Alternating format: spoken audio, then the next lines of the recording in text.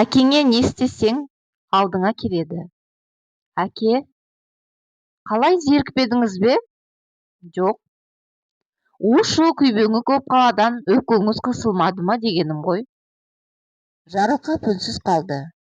Баласының не айтқысын келгенін түсінді. Кеше ғана ұлу келінмен сөзге келіп қалған еді. Жарылқап сол күні таңертең немересін саябаққа ертіп кеткен. Күн арқан бойы көтерілгенде пәтерге оралды. Сонда ас бөлмеден шаң-шұң еткен дауыстар естілді. 2 ай болды ғой, қашанғы жүре береді? Енді кішкене шыдашы, жетер, шаршап кеттім. Сенің әкеңнің қас-қабағына қараймын деп шашым ағаратын шығар. Кір қоңын жуудан ығырым шықты. Болды, енді өзі жусын, не сен жу. Мен енді шыдай алмаймын. Басқа балалары да бар емес пе? Соларға барсын. О несі? Жарылқап есіктен не кірерін не кірмесін білмей дал болды. Құды бір үстіне оқыстан бір шелек су құйып жібергенде жүрек тұсы шым етті. Мама, біз келдік деп немересі ас үйге қарай жүгіре жөнелгенде ұлы мен келіні ұрыстары сап тыйылды. Бір кезде дәлізге Нұржан шықты. О, әке, қалай жеттіңіз? Шаршап келген шығарсыз. Жанар, шай құйсаш? Жарылқап шөлдеп тұрса да шай ішкісі келмеді. Келіні қанша сыр білдірмейін десе де, қарт әке оның өзін жақтырмай тұрғанын сезді. Шайды сөйлесе қояды, не жымимайды, не сөйлемейді. Атасына қарамауға тырысты. Қар жауған қабағын көрсеткісі келмесе де керек. Осы сәтте Жарылқап беймаза күй кешті. Есіне Жанарды келін қылып түсірген кезі түсе берді. Жанар осыдан ширек ғасыр бұрын Шуақты ауылына келін болып түскен болатын. Ол алғашқы күні таңғы саат 4-те тұрды. Сыртқа шықса дала қап-қараңғы. Бұрын біреулерден естіген. Келін деген таң атпай сағат 4-те тұру керек. Бірақ тұрын тұрғанымен не істерін білмей есік алдында ары-бері сенделді. Таң намазына оянған енесі Айша есік алдында жүрген Жанарды көргенде, қызым, жайшылық па? Деп таң қалған. Таң қалмай қайтсын, ол таң қараңғысында есік алдында көлбеңдеген сұлбаны ұрымы десе сөйтсе, кеше түскен келіні екен. Арада бір ай өтсе де тамақ пісіруді жарыта алмады. Түк ебі жоқ. Бірақ енесі Айша алтын адам еді, шіркін. Келініне еш қабақ шытпай, бар білгенін жалықпай үйретумен болды. Қызындай көрді. Мүмкін алғашқы келіні болған соң шығар. Жанар ауылға пысықтығымен танымал болмаса да, ибалығымен талайларды тамсандырды. Қайындары да мәз. Біздің жеңеше керемет жан, айтқанымыздан шықпайды. Сондағы биязы келіні бұл күнді енді алғалы қатты өзгерген. Баяғы елгезек көңілі жаңа жауған қардай аппақ Жанар жоқ. Жандар саябақта не істедіңдер деп ұлы мына үнсіздікті бұзғысы кеп немересін сөзге тартты. Атқа міндім, мылтық аттым.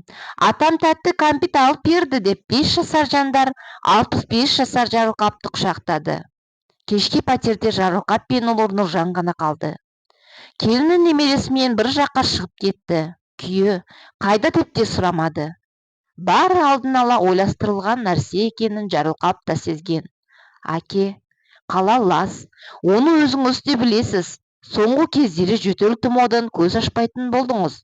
Денсаулықты күту қажет дегендей, сізге емделу керек қой, әке. Мені дұрыс түсініңіз.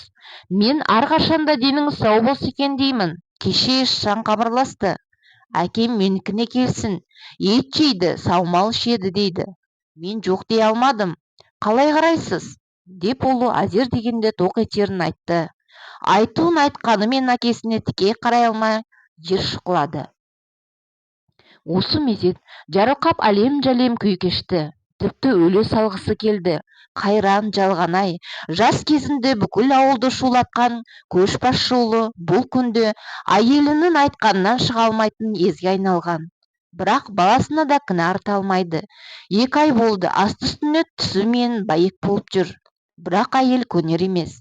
Қыз кезінде бары жақсы, жаман қатын қайдан шығады деген сөз бекерге айтылмаса керек. Байқұс баласы 2 оттың арасында қалды. не әкесін, не әйелін таңдау керек. Осылар мен үшін айырылыспай-ақ қойсыншы, бақытты болып кетсе болғаны, мен үшін сол да жеткілікті. Өзімді Ишанға барып қайтсам ба деп жүр едім. Ойбай әке, сәті түсті деген осы екен ғой. Ертесіне ымырт түсе бастаған шақта баласы, келіні, қос немересі бұны шығарып салу үшін вокзалға келді. Ата, жей келіп тұрыңыз, деді келіні жылы жымия. Әрине, үйіндегі қарт масылдан құтылғанына риза да. Әйтпесе, дал осылай қуана жымия ма? Обалы не керек? Ишаны бұны құшақ жая қарсы алды. Әке, келмейсіз, я? Бізді ұмыттыңыз ба? Сізді мен де, үйдегі немерелеріңіз де сізді сағынды ғой. Қаладан шаршаған боларсыз. Енді мен сізді ауылдан жібермеймін. Ет жейсіз, қымыз ішесіз. Жайлығы аунайсыз ба, не істесеңіз де өз еркіңіз. Не ойлағанын кім білсін. Бұл келіні атасы келгенде ыстық ықыласын танытты. Бар дәмдіні алдына қойды. Сағат сайын шайын демдеді. Қысқасы, ханындай күтті.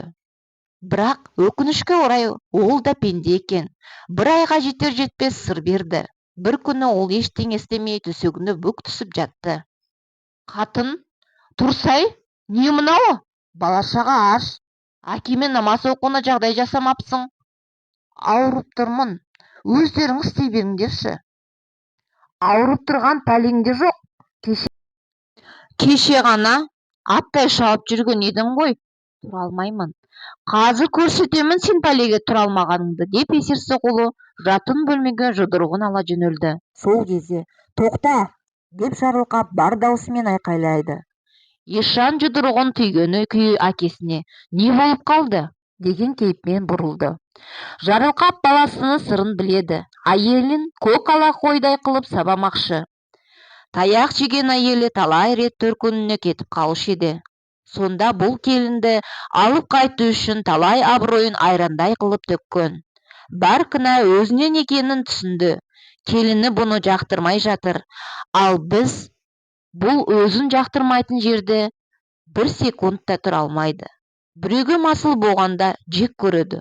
Кеше дастархан үстінде баласы, әкем енді бізбен өмір бақи тұрады, дегенде келіні түрі өт сөндіргендей болып өзгеріп кеткен еді.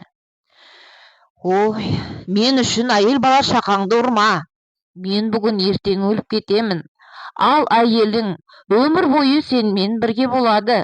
Егер сен оны ұрсаң, ол сені жек көреді. Қажеті жоқ. Мен ертең жаныма кетемін. Оныңыз не әке? Сенің үйіңді әбден мауқымды бастым. Енді жанымды көрсем деймін. Ол күшікті әбден сағындым. Ержаны әкесін салқын қарсы алды. Жарылқап сөткен жесі Ержанды бетінен қақпай ерке қылып өсіріп еді. Енді мұны несі? Кемпір Айша екеуі қара шаңырақта Ержан қалады деші еді. Бірақ кенжелері қызмет қуып Астанадан бірақ шықты. Сөйтіп ата-анасына айтты. Қызметке орналастым. Енді Астанада тұратын үй керек. Бала дегенде жаны шығатын олар. Баламыздан аяғынды ит жесін деп өздері отырған үйді сатты. Жетпегенін қарызбен толтырып кенжелеріне Астанадан үйді әперді. Содан үшеуі Астанада бір жылдай тұрды. Орта жолда қатынын өлмесін деген рас екен. Айша қайтыс болғанда күйі болмай мазасы қашты. Баласы да шаршаған болу керек. Сол кезде арада үйге келін әкелді. Келін сол түстікті екен.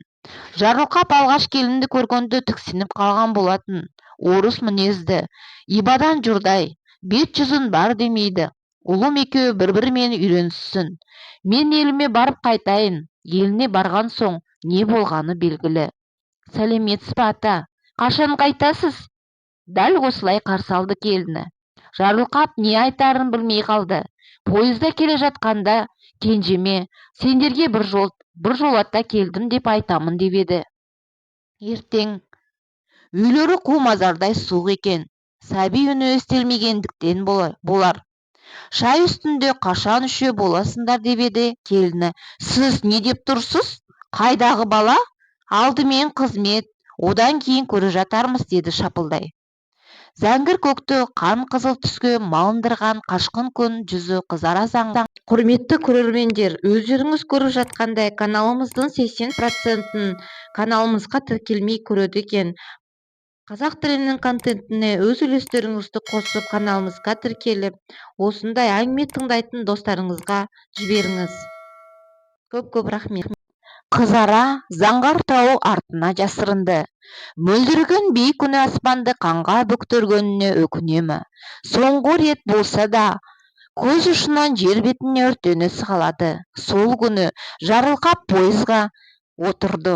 Жалғыз өзі, қызмет бабымен жүрген баласы әкесін шығарып салуға келмеді. Жарылқап сонда жауына тілемес шерменде күй кешті. Түн шымылдығы түскенде жарылқап ұйқыға кетті. Бірақ қайта оянбады. Таңертең нөсер жаңбыр шелектей қойды. Аспан екеш аспанда қартайғанында бейшара күй кешкен жарылқапты аяп жылаған болса керек. Абылай Сматуллаұлы.